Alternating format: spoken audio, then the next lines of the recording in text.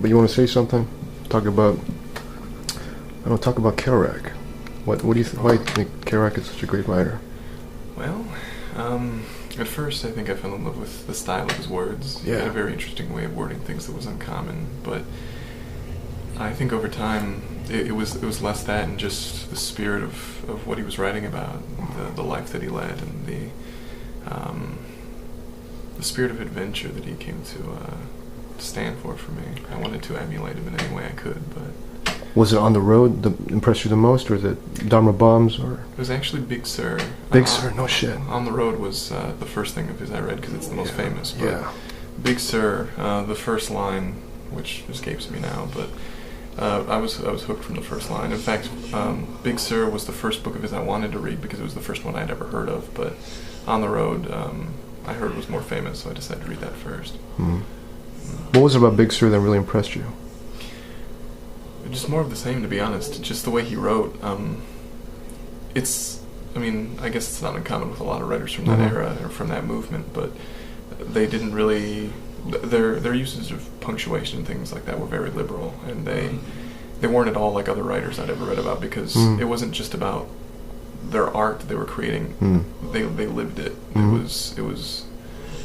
I mean, we all love fiction because it's escape. But they brought it into the real world and made it something real as well, and I admired that a lot. But you know, when I was in school, Kerouac was not taught in school. Hemingway Same was. here. Well, how did you find out? You know, he was out there. It's actually really bizarre. Growing up, one of my favorite bands was Bare Naked Ladies from Canada. Oh shit! Yeah, I know them. One of their songs off of an album that came out, I think during my first year of high school, or maybe my last year of junior high.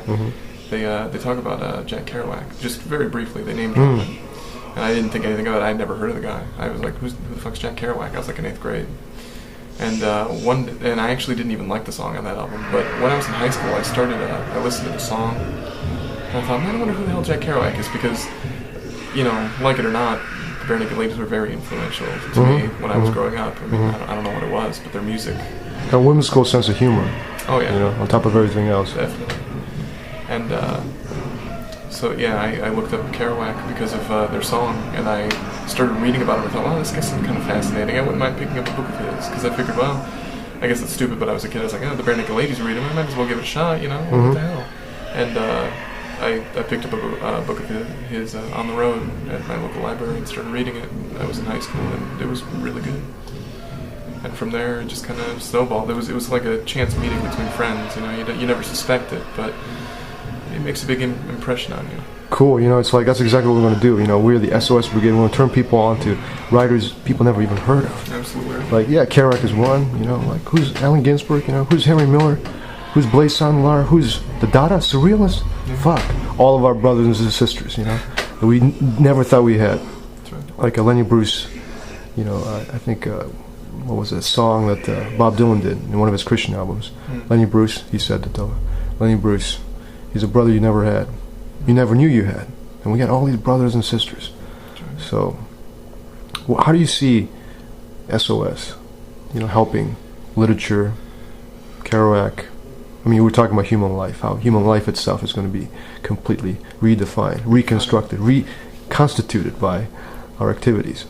Well, truthfully speaking, I'm not sure that it's going to help literature per se, but I think it'll help people on an individual basis. I think that in this current age, I think that human beings have lost touch with what they are. They've lost touch with humanity and with expression, and I think that the SOS Brigade is going to be a great outlet for that. I think that they'll be able to rekindle that flame, that passion they have for whatever it is that they're passionate about, and I think that it'll be an interesting experiment in just expanding their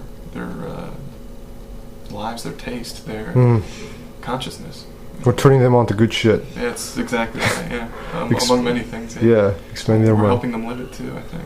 Yeah. Helping them incorporate it into their life so it actually becomes something real other than just a book. It's easy to read a book, but it's a lot harder. In fact, in the end, I also think it's a lot more gratifying to take it and incorporate it into your own life. Take a piece of it and make it real, you know? I think that's what an author wants when they write a book, so... And it's not just books, movies, other things too. Any sort of media that we might indulge in our day-to-day lives. So. Thank you. This is a prez of SOS Brigade speaking, man. We got a great first prez. Thank you.